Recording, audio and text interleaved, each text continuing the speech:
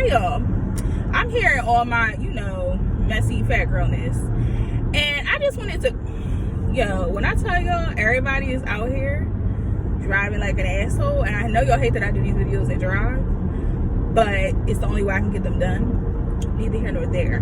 But I'm here on my fat girl messiness to talk about WAPs. The Cardi B and Meg Thee Stallion situation, baby. Okay, let's get into her.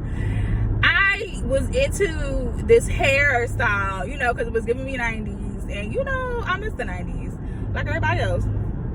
So she was giving us a French curl, a French roll with a barrel curl and a swoop, and then giving us a little baby long bang and a bang yang yang. And I was like, yes, I'm living for this. Okay, all right. I'm really more so into Meg right now than Cardi, but I let it go. Cardi ain't never hurt me, so I was like, okay, come through. So I liked the little album art, and I was like, her little cover art. So I was like, okay, let's do this. Let's see what it's about. Then when I heard this song and I heard there's some hoes in this house, I said, ooh, child, this is speaking to my heart, because I love Southern rap. It is my favorite rap genre. I am very into her. You can give me an old No Limit.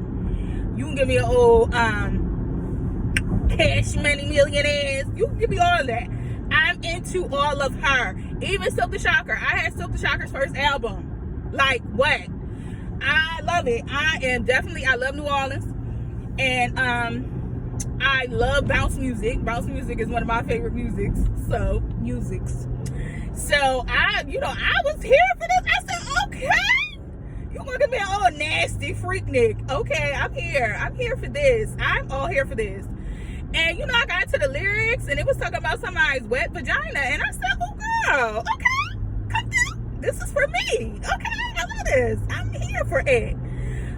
The lyrics for me, they left nothing to be desired, and putting legs on people's heads and stuff, and swipe them visas, honey. Come on, that's my type of vibes. Okay, listen, I am sex positive, and I believe that sex work is real work. Okay, don't let these people try to play with you. Okay, get your coins. Anyway, neither here nor there. So that's what she was giving, and the lyrics was like, they was regular lyrics. It wasn't nothing to write home about, because I know that's a big criticism of the song. It's like, okay, the lyrics is okay, sis. What?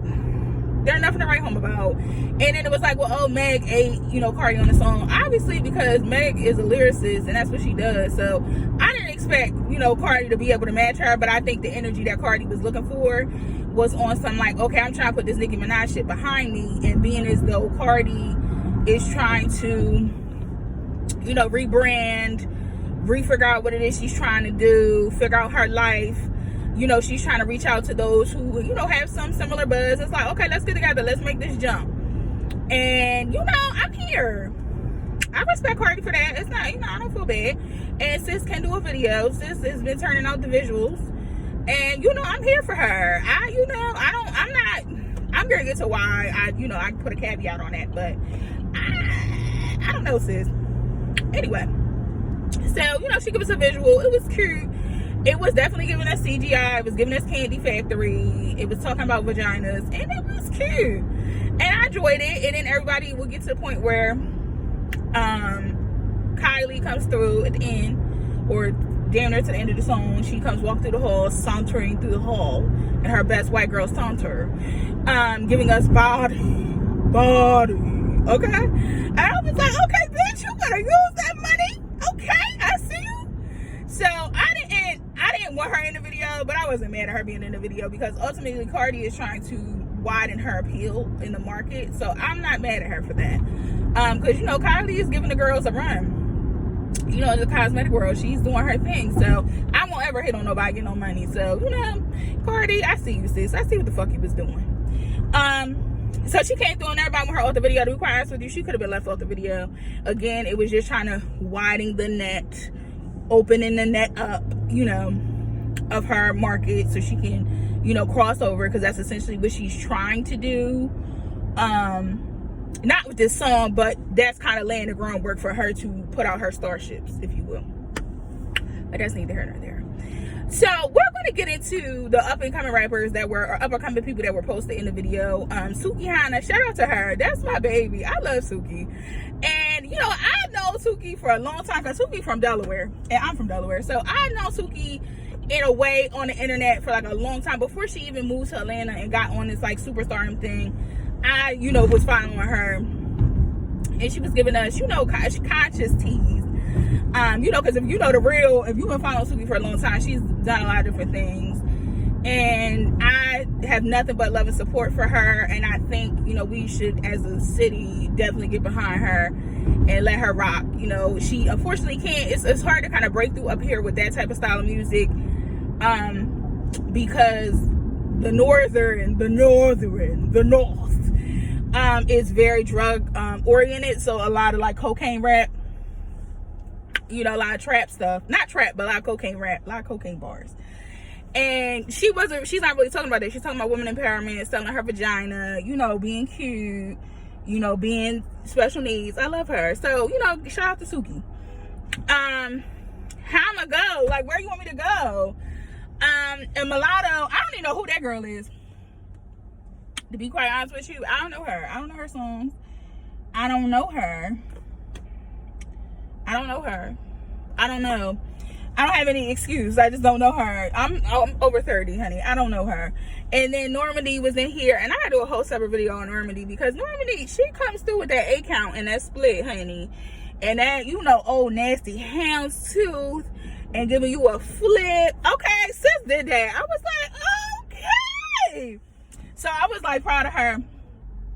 And like I said, Milan, I don't know that girl. I don't have nothing bad to say. I just don't know her.